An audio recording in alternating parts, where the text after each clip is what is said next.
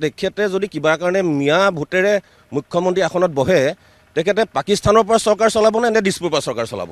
ইমানখিনি অভিযোগ তেখেতৰ ওপৰত আছে।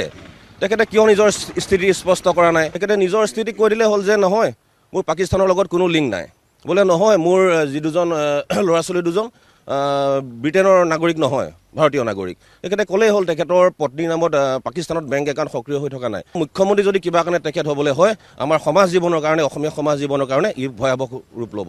কেনেবাকৈ যদি আমাৰ শত্ৰু ৰাষ্ট্ৰ পাকিস্তান বুলি ক'লে সামান্য এখন যদি ক্ৰিকেট খেলো হয়, আমাৰ অসম তথা ভাৰতবৰ্ষৰ এই মানুহখিনি খুব মানে স্পৰ্শকাতৰ হিচাপে সেই খেলখন আমি চাওঁ, কেনেবাকৈ পাকিস্তানৰ হাতত ভাৰত পৰাস্ত হয়নি।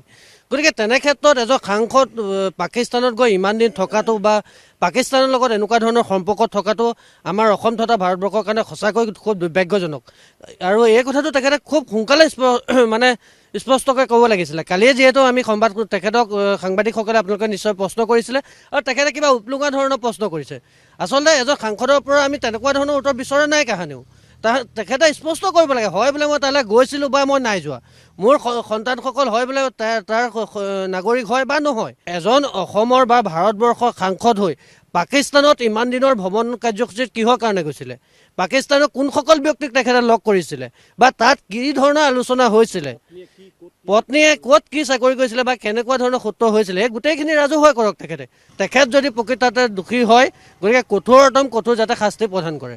ঘোৰ কালপিত হ'ল অসমৰ, কালপিতেই হ'ল গৌৰৱ গগৈ। সম্পূৰ্ণ দোষ আছে কাৰণেতো সি পলায়ন কৰিছে, চালাই বেৰ কৰিব কথা কৈ আছে।